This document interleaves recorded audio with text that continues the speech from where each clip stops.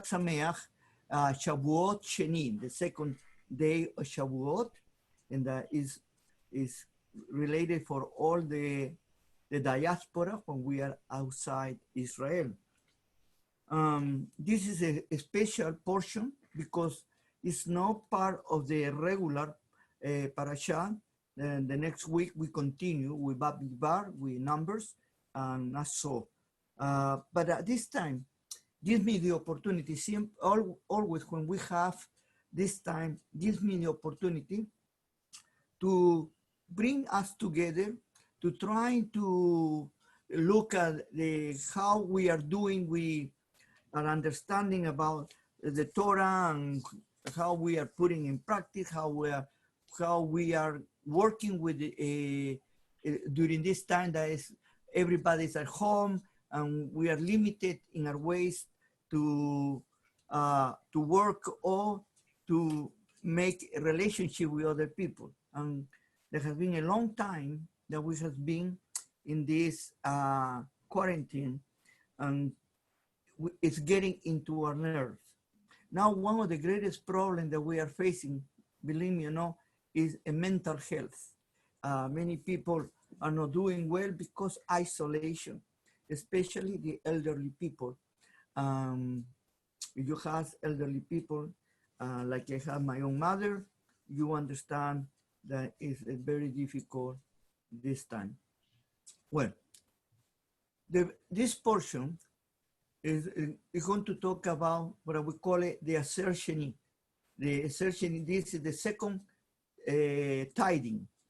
In this second tithing, specifically is going to speak about to bring things for the people that are in special needs. It's interesting because sometimes we misunderstand about in our means, in our places where we live, especially in our communities, about tithing and giving. The Creator is very clear about this area. Yes, He gives us instructions to give, but the only way that He accepts our givings is when we do it with a happy heart, we willingly, not being forced to do it.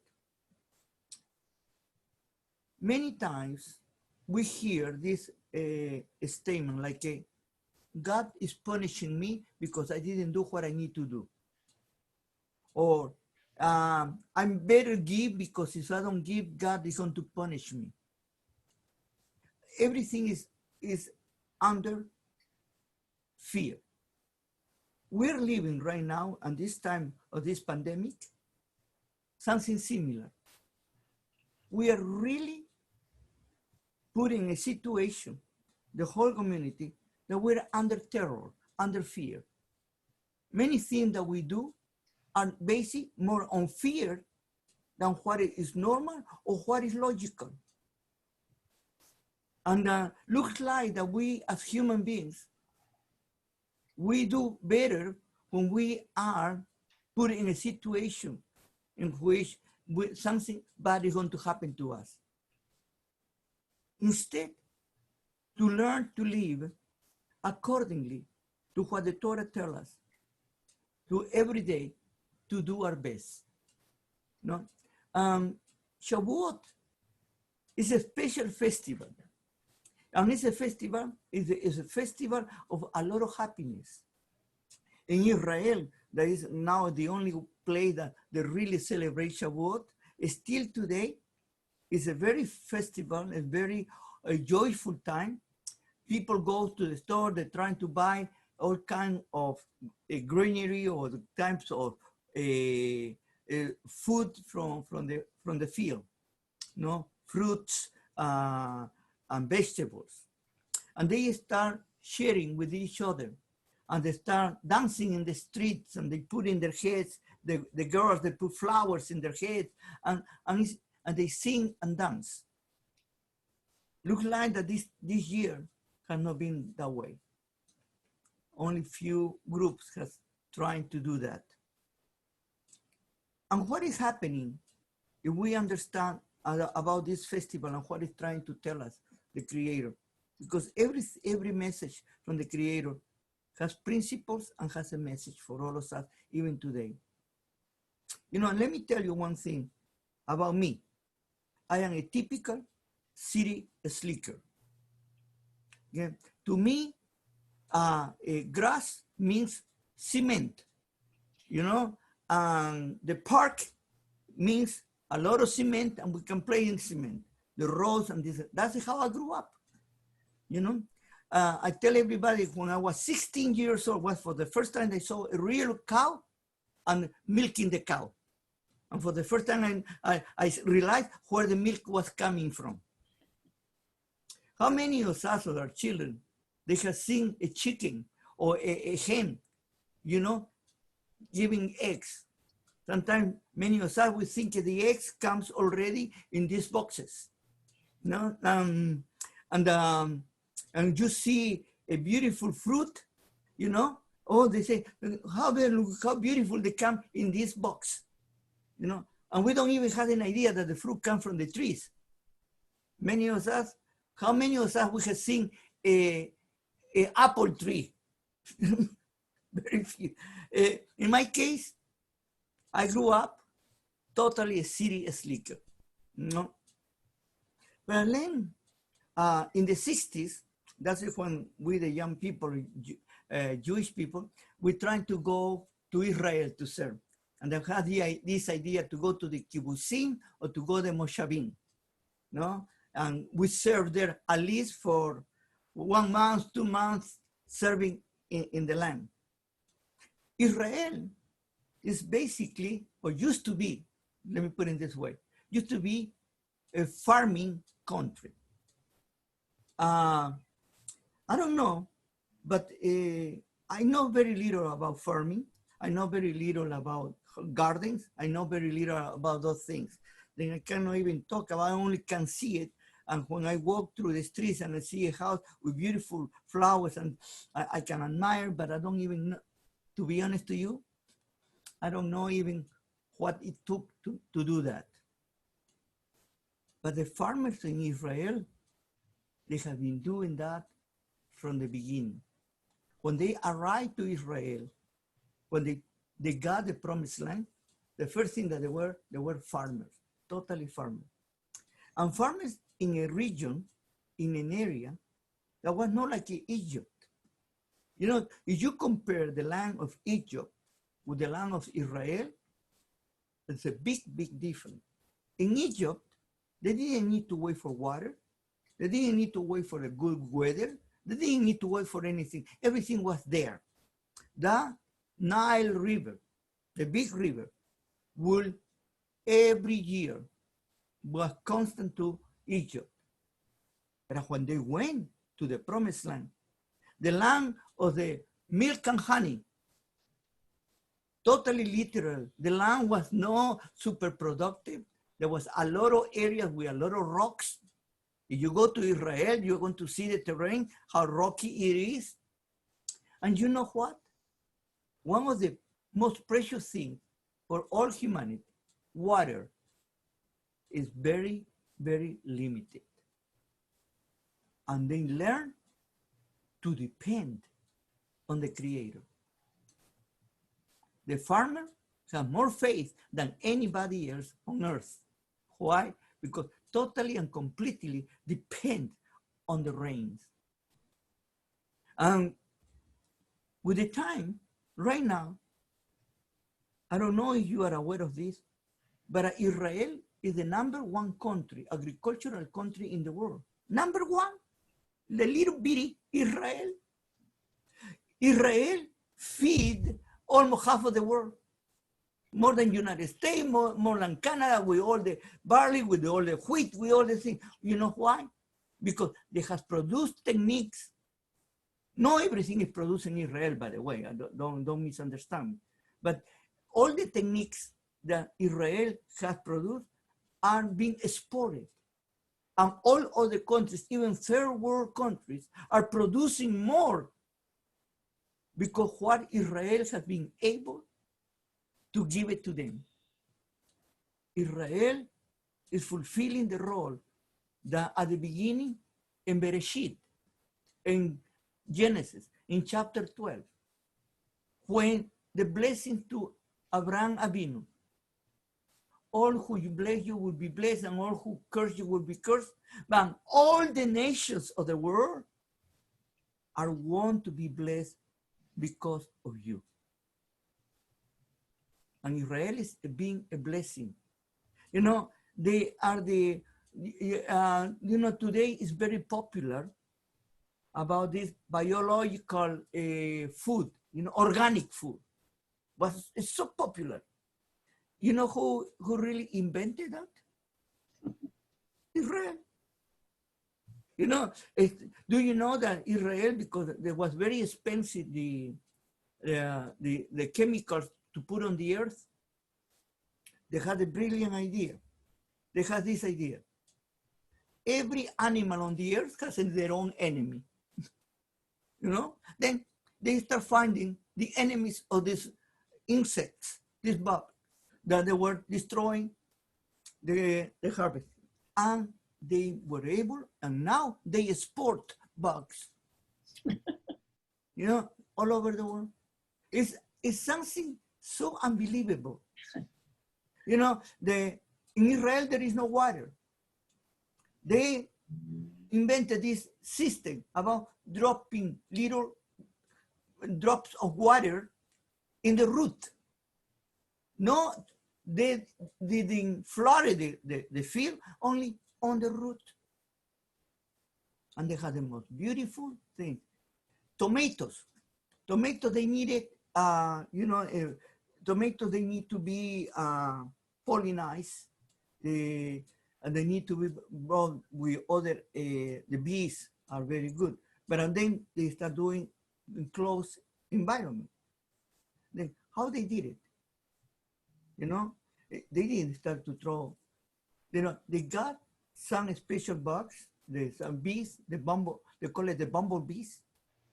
And the bumblebees inside, they start to put it, because they work all year. They are not like the regular bees that they produce honey and then they rest half of the year. No, these bumblebees, because they don't produce honey, they need to work all year. And they were pollinizing their vegetables. Little things like that was surprising. Then they had a problem. For example, I'm going to tell you, this is something that very few people know. There was a problem with the rodents, rats, and little mouses in the field. And they start putting a spoon of poison, and then the rats, then they will die. But what was the problem with putting poison? That the land will be contaminated with poison too. Then they found it that there is a bird, those ones who have big eyes. Owls, like me, big eyes, and they were the greatest hunters of mice.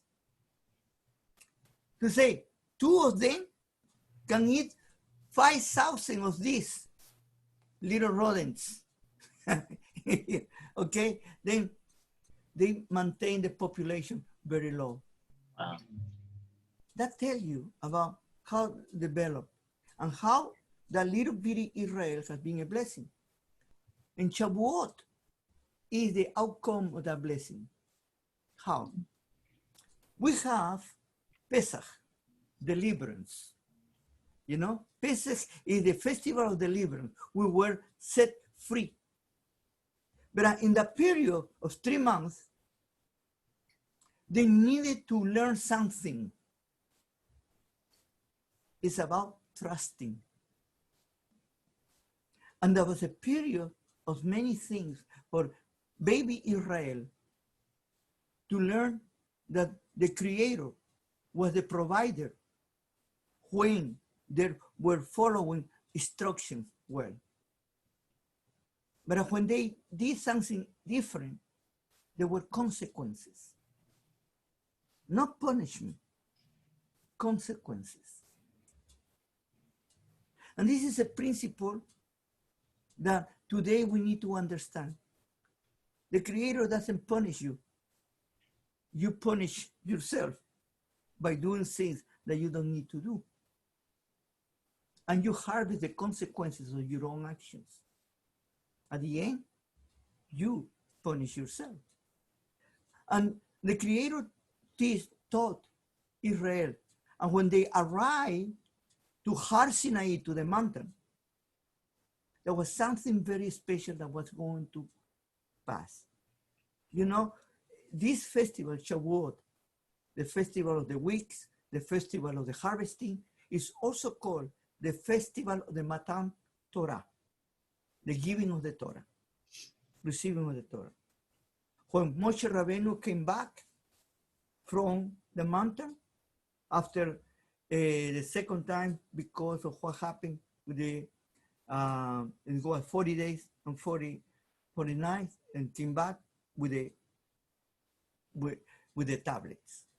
And this is how Israel and we celebrate this festival too, giving of the Torah. And what is the relationship between harvesting and the Torah? You start thinking about when the Torah was given to us, the 10 words, basic principles, written by the finger of God on the rock, was going to give us the way that we needed to live, basic living. And was not about no, was about living. And we were going to learn from these 10 principles a new way of life.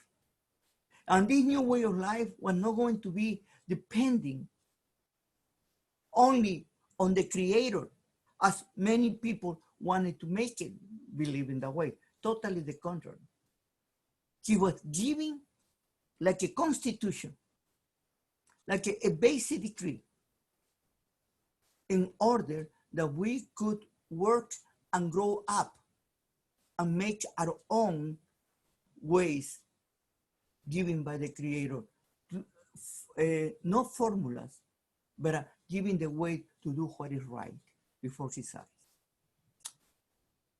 Their midrashim, our sages, talk about that also this Shavuot is the wedding between the Creator and Israel, because was a ketubah. And what was the ketubah? The 10 words. The Creator married Israel, and they made a relationship forever. And the faithfulness of the Creator doesn't depend on the faithfulness of Israel. There are many little stories that we can get from this beautiful festival. And you know what is very exciting to me, learning about this festival? This is the only festival that has no extra regulations. Doesn't have anything extra. It's very simple festival. Basically, bring the fruits to your bikurim, your first fruits, to the Creator, to the people, share with them, enjoy and rejoice. That is a fact. It's a festival of rejoicing. Nothing else. Not do this, do that, don't do the other, nothing. It's only to rejoice. Why? Because in every other festival, you have special injunctions, special norms. But why in Shavuot there is no any other one? No extras. Because it is a way that the Creator is telling us, when you are with me and you're doing what is right, blessings will come. Showers of blessings will come because I am with you. Today, there is a discussions among different groups, different religions, about what is happening right now. This pandemic in the world is part of God's punishment to the people. You know, when I see that, I don't like these words about God punishing the people. You know, when we are going to learn that our misbehavior carry consequences. When we are going to learn that we don't need to blame others for our own actions. When we are going to learn that if we allow evil people to do whatever they want, we are going to suffer the consequences.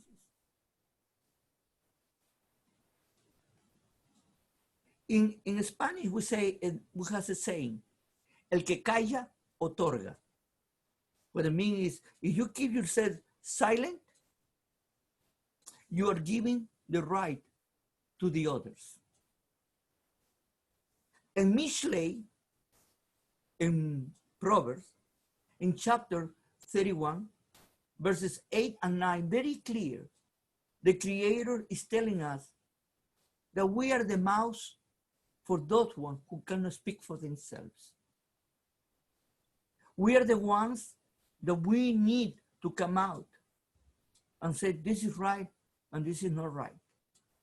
There sometimes, because we have been in such a situation that we prefer to keep ourselves silent than to speak out,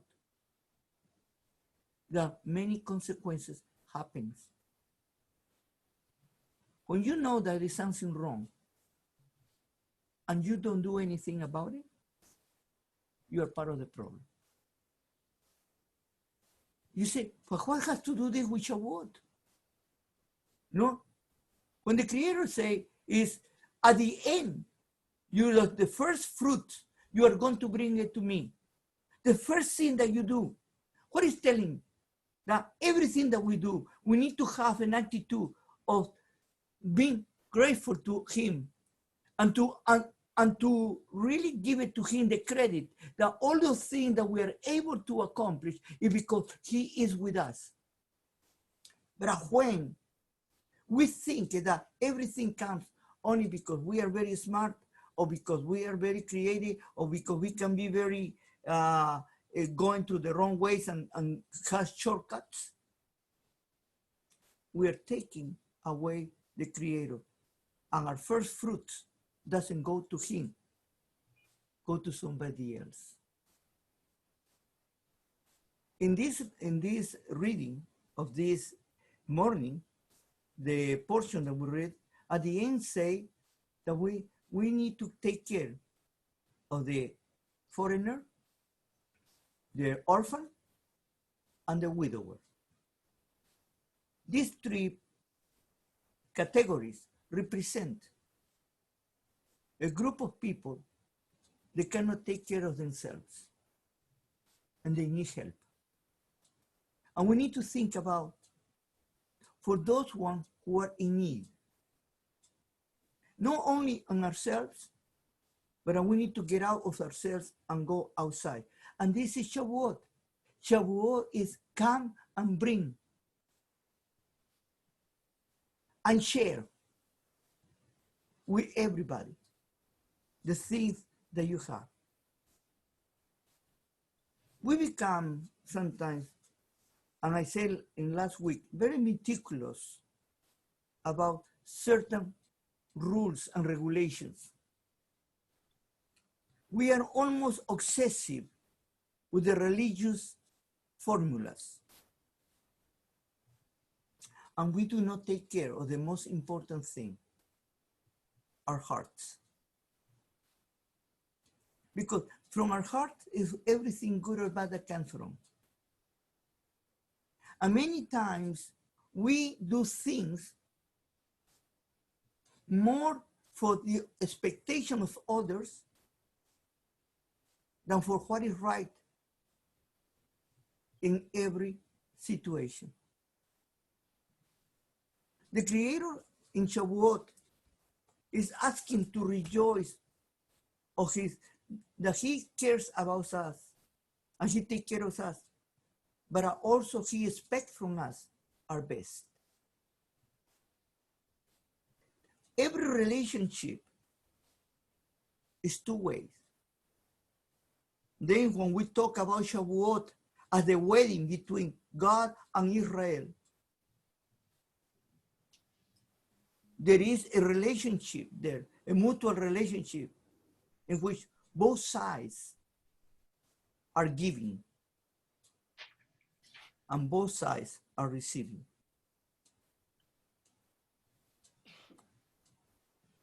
Let's think in a simple way, you know? If right now I am going through a difficult time, do I need help?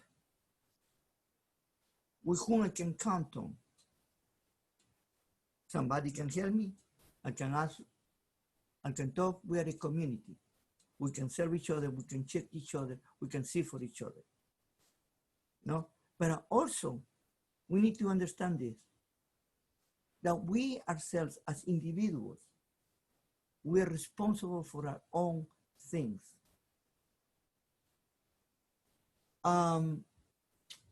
For a long time, sometimes we develop this idea of call it the welfare mentality. Somebody is going to help me. And we need to help the people who are in need, the foreigner, the orphan, and the widower, not to give it one little piece of bread that day, but we need to help them to be on their own. This is what the Creator wanted to do with Israel. No dependency, but to be independent, to live for themselves. There is this Chinese statement, you know, that say, if you give to a man one fish, you give it to them food for one day. But if you teach this man to fish, you give it to eat for the rest of the year. You know, and this is why it's so important that right now we as community, we help each other. We're trying to invest in each other. We're trying to work with each other. This festival of Shavuot, I was reading about, and I'm going to give you certain midrashim of our sages. First of all, what they call it, how you ask yourself why certain communities is the time that you eat only dairy products. No, dairy products and fruits, because I told you it's a time of harvesting the first fruits that we give it to the Creator. But why milk? It's a very interesting. You know, the word milk in Hebrew is written with 3 letters: Het, Lamed, and Bet. Halab. If you in Gematria you add it, the sum is going to give you 40. And what happened with the number 40? How long was Moshe Rabbeinu in the mountain before he received the Torah? 40 days and 40 nights. This is the reason why, you know? And also the land is the land of the milk and honey. We read this morning too. And when I mean honey, the sweetness of the product. And the Creator wants the best, and the Torah is something sweet. You know, there is a ceremony in the Hasidim, in the very ultra-Orthodox group, a child when becomes 5 years old, some people say 3 years old, but I think it's 5 years old. But maybe I can be wrong. And that is also the first time when we call it a hair cutting. You know, boys until that age, they look like girls. And then they do little curlies and they start cutting. And every time that they cut a curly, they give it a little bit of money, no? And then they have the first class in the yeshiva or the little boys, the little boys and girls. And then in the yeshiva they come and they're going to start. Which book do you think they are going to start studying? You know, the Torah starts with Bereshit, then continue Shemot. The third book is Vayikra. The fourth book Bamidbar, and the fifth book is the Barim. You know which book they start? They start with the third book, Vayikra, because it's the book of holiness, it's the book of purity, it's the book of innocence. Only the children are so innocent. And they start with Vayikra, and they say Vayikra. The last letter of the first word, Vayikra, is an aleph, and it's a little one. No? And they put a little bit of honey on the desk, and they put their finger on the honey. After they first they point the aleph, and then they put their finger on the honey, and they lick their finger. Because the word of God is sweet for the children, and they will never forget about how sweet is the word of God. Then those precious teachings that we have are good for us to let us go and get excited about studying and working. There is another tradition in Shavuot. They call it the Tikkun Leil Torah. That means that you study the Torah all night. But now they have make it, now you don't only study Torah, you study the Talmud, you study other writings, you know, and they spend all night.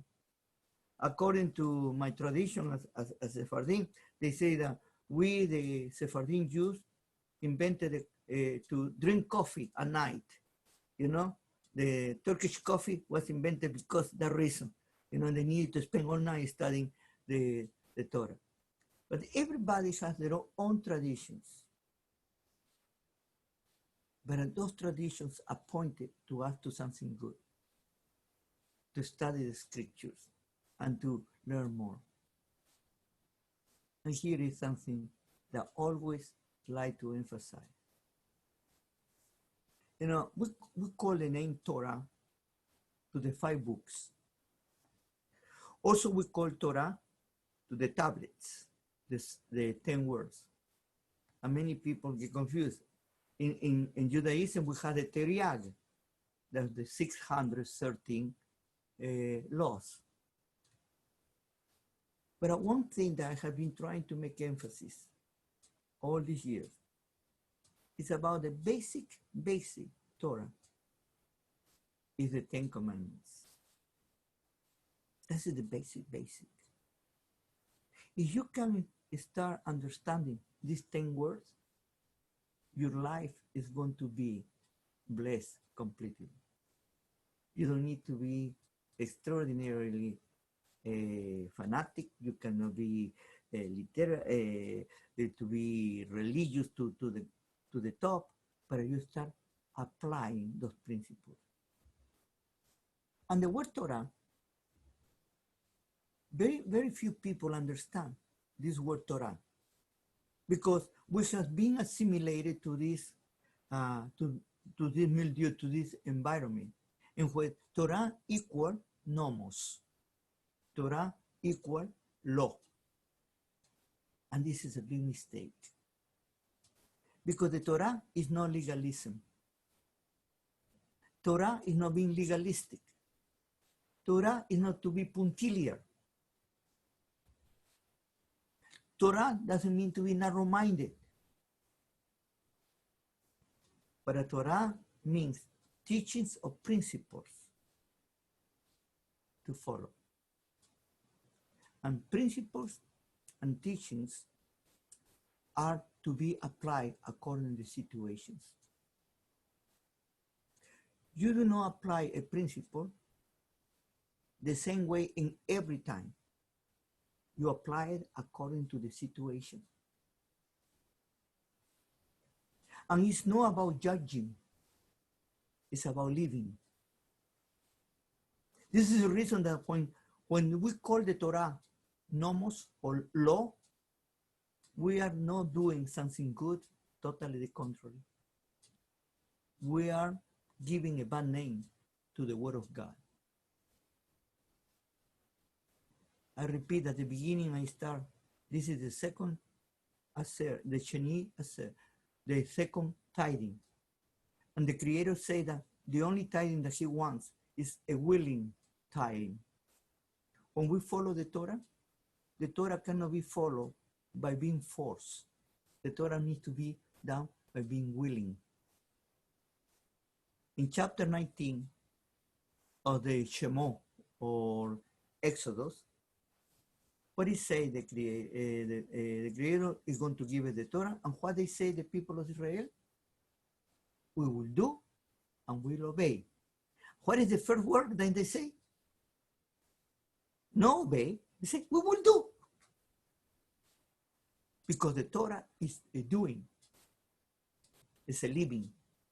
It's an act of your joy, not an act of religious fanaticism. The Torah is not black and white. The Torah is about living. And every situation has their own ways to deal with it.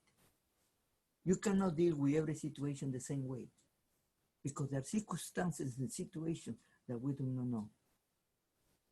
But if we have these principles, we are going to have an open-minded, and we are going to be applying the real love of God in a relationship with each other.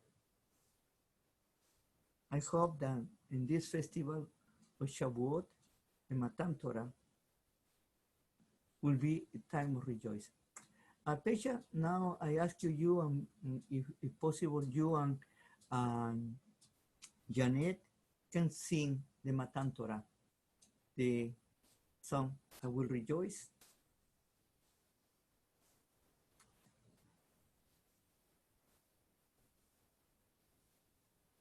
Okay. There we go. This is the time of our rejoicing. This is the time of our rejoicing. Simchatenu, Baruch atah, Adonai Eloheinu, Melech haolam, שהחיינו, וקיימנו, והחיינו לזמן הזה. Hallelujah, Sukkot has come. Hallelujah, Hallelujah, Shavuot has come. Hallelujah, hey, Hallelujah. Amen. Hallelujah. Yeah. And I recommend you that this Shabbat you eat some kind of fruit or some kind of vegetable, honoring and giving thanks to the Creator for Amen. all the blessings that He has given us. Amen. Thank you so much for this beautiful and special festival, Hag, Shavuot, that is so misunderstood, but at the same time has so many wonderful things that we can learn from it.